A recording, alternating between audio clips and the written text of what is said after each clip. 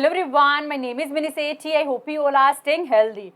Today we are going to talk about different forms of national income accounting like social accounting, input output accounting, flow of fund accounting and balance of payment accounting. Firstly, we will see what is social accounting. J.R. Hicks first of all introduced social accounting in economics in 1942.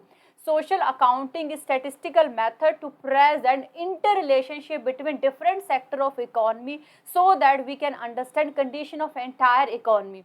That means social accounting track transaction between different sector of economy like household, firm and government. These transactions presented in form of social accounting metrics.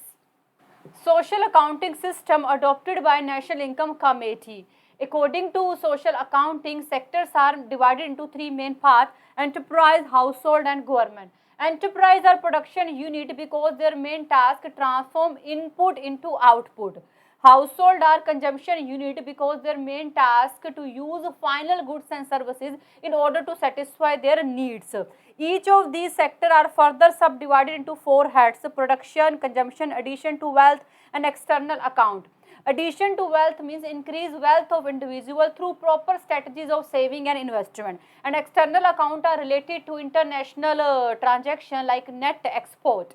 Now we'll see social accounting metrics. Row wise you can see payment made by sectors.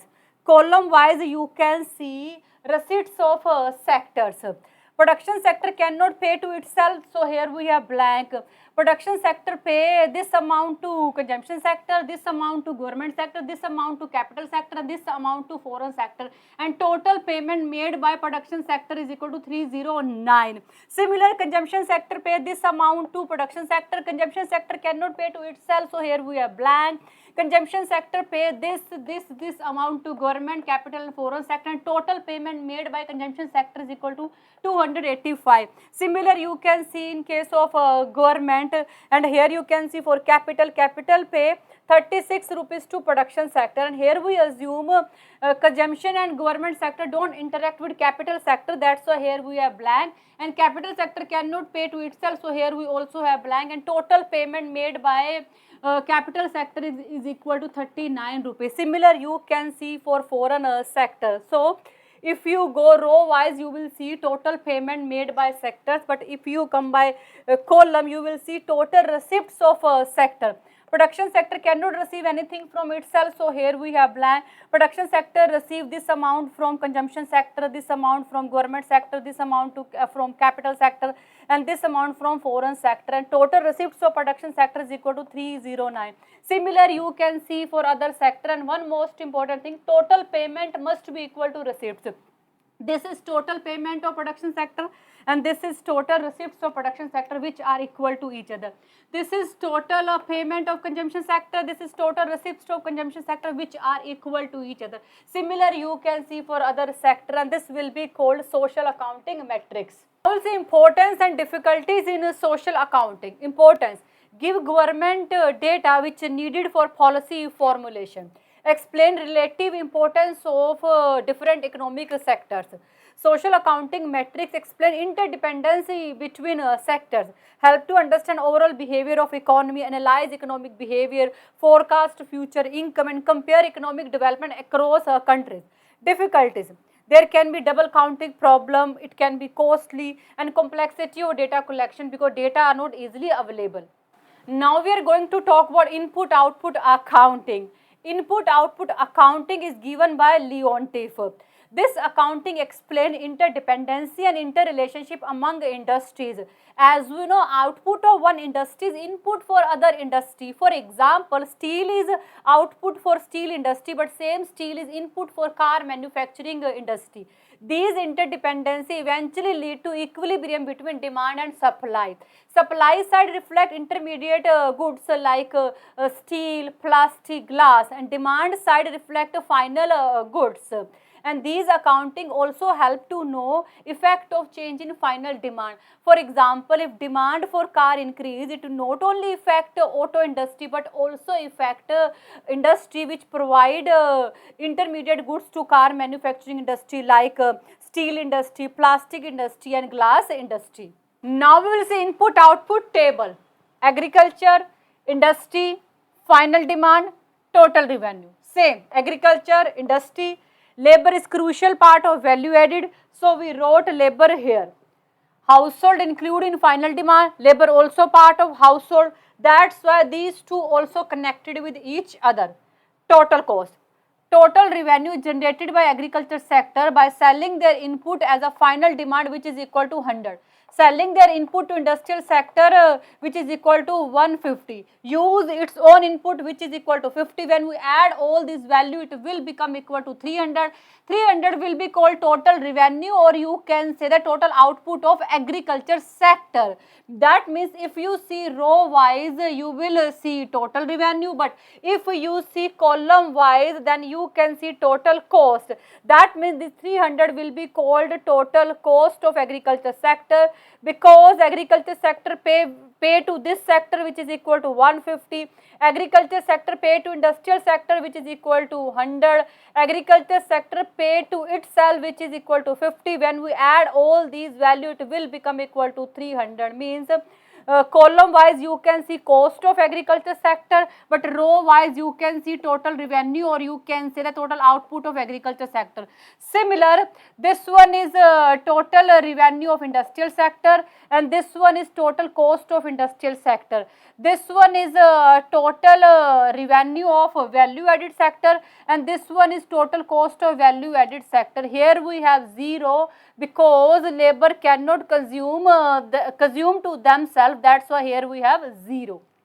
Now we will seek significance and criticism of input-output analysis.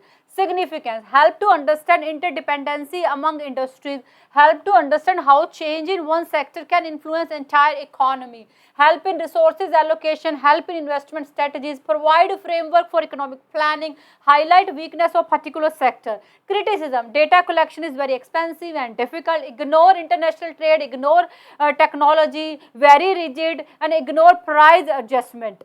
Now we will see flow of fund accounting. Flow of fund accounting tracks movement of financial resources among a different sector of economy during specific time period.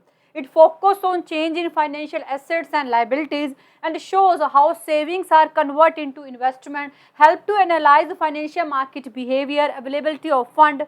Main component are household, businesses, government and financial sectors. It shows how sources of fund like saving, borrowing are balanced against uses of fund like investment and lending. In short, flow of fund accounting highlight financial transactions that support our economic activities. Now we will see fund of flow metrics: household, corporate, government, financial sector. Transaction divided into two parts: sources of fund, uses of fund. Sources of fund means from where you receive money, and sources of fund mainly divided into four parts: net saving, bank loans, interest from corporate bonds, interest from government bonds. Uses of fund means where you spend your money. Uses of fund also divided into four parts: capital investment, bank deposit, purchase corporate bonds, purchase government bonds. First of all, column wise we will see sources and uses of household fund. These are sources of household fund which are equal to 950. These are uses of household fund which are also equal to 950. So here you can see sources of household fund is equal to uses of household fund. Similar, these will be called sources of a corporate fund, and this is uses of a corporate fund. Corporate have 100 rupees profit because sources are more than uses. But in case of government, uses are more than sources. That's why government budget going in deficit. In case of financial sector, sources are more than uses. That means financial sector also going in a surplus. Similar, row wise like this, you can also check so much information. For example, net saving divided into four parts. This part belongs to financial sector, this part belongs to government, this part belongs to corporate, this part belongs to household. Similar, this part of bank loans belong to corporate, This part of interest rate from corporate bonds belongs to household, and this part belongs to financial sector. Similar, you can check information about other transaction through this matrix. Now we'll see uses and difficulties of flow of fund accounting. Uses help in economic forecasting.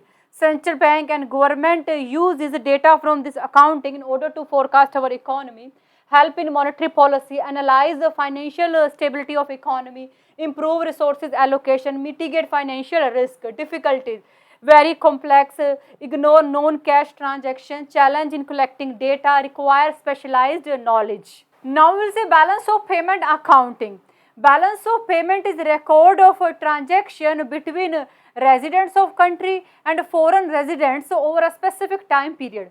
Balance of payment is record of transaction between residents of country and foreign residents over a specific time period. If any transaction that flow money into our country, it will credit in balance of payment account. On the other hand, if any transaction that flow money out from our country will debit in balance of payment account. There are mainly three accounts which we include in balance of payment accounting: current account, capital account and financial account. So balance of payment accounting include three type of account: current account, capital account and financial account. Current account include visible goods like export and import of tangible goods, invisible trade, for example services, income receipts and payment like profit, dividend, interest, unilateral transfer like gift and grants. Capital account include capital transfer, known financial assets. Financial account include foreign direct investment, portfolio investment and other investment. Balance of payment accounting mainly include three types of account: current account, capital account and financial account. Current account include visible goods like export and import of tangible goods, invisible trade like services, income receipts and payment like profit, dividend, interest, unilateral transfer like gift, grants. Capital account include capital transform and non-financial assets. Financial account include foreign direct investment, portfolio investment and other investment. Example of balance of payment accounting: current account, financial account, capital account, error and omission and net balance of payment. If money is coming in our country, credit; if money going out from our country, debit. Export means money coming in our country, import means money going out from our country. Export 90,000, import 40,000, that's why we have 50,000 surplus, because export are more than import. Foreign direct investment equal to 10,000 rupees. Portfolio investment in abroad is equal to 30,000 rupees. Portfolio investment in abroad is more as compared to foreign direct investment. That's why we have deficit of 20,000. We receive loan from foreign is equal to 500. That means money is coming in our country. So credit in balance of payment account. Loan repayment means money going out from our country equal to 800. We are repaying more loans but receiving less. That's why we have deficit of 300 rupees. Now we will see uses and difficulties of balance of payment accounting. Uses measure economic health and stability of country, influence government policies, manage foreign exchange reserve, determine currency valuation. Difficulties: lack of data accuracy, error and omission, inaccurate assessment of foreign exchange needs. So this is all about today's video. I think you got it and thank you so much for watching this video. Bye, take care.